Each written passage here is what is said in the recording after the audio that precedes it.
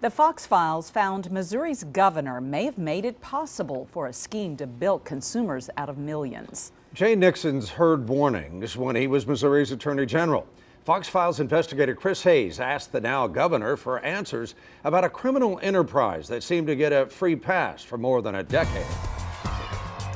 Tom, a $600 million scam where the players spent lavishly on the backs of the dead. We want to show you a little flavor of their spending based on credit card statements we obtained from a civil lawsuit. A credit card charge of $64,000 at a yacht club. More than 20 grand charged at Four Seasons Hotel in China. And that's just for goods and services. And even when they just wanted some fudge, they spent more than 2 grand. 42,000 Missourians died thinking they'd paid for their funerals. They died hoping to spare their families the burden.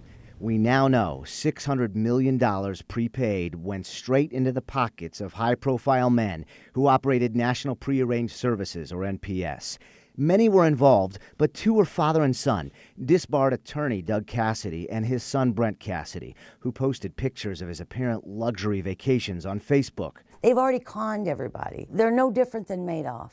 That's Connie James of James & Gar Mortuary. She says most families who bought into the funeral scam will not lose. A Missouri insurance fund will pick up what customers paid, but funeral homes will pay thousands more per burial. Have you figured out what that is?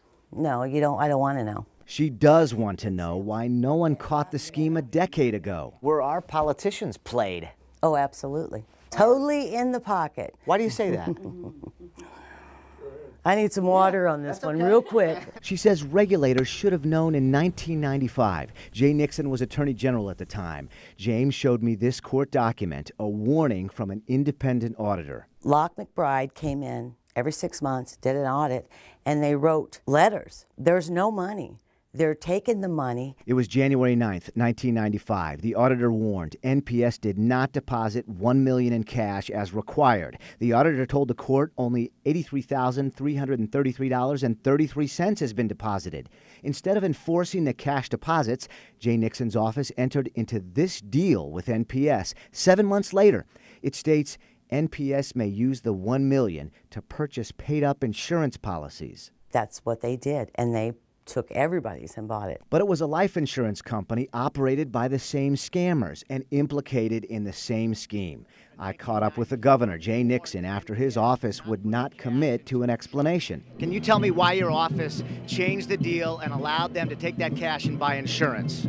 Well, I mean, for 20 years, there have been law enforcement interactions with these folks, and I certainly appreciate the U.S. Attorney and its efforts here as this hopefully nears its conclusion. The governor would not directly answer. I defer any other comment until after sentencing. Then Attorney General Nixon also dealt with NPS in 2005 when he demanded the prearranged funeral company to more closely monitor its contracts. That same year, we found NPS donated $4,000 to Nixon's campaign for governor, then another $2,000 the next year. Here's how he responded to the campaign donations. None of that stuff affects anything, any decisions I made then or now, and it's not relevant to the overall justice that's necessary in matters like this. Thanks, guys. Connie James just wishes she knew about these deals earlier. She says the court documents were sealed for years. When NPS crashed, she assumed the state of Missouri had held NPS to the law and NPS's own contracts, which stated the cash was put in trust.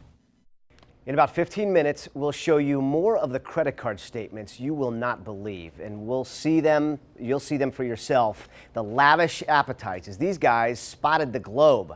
We continue our investigation tonight at 10. For the Fox Files, I'm Chris Hayes.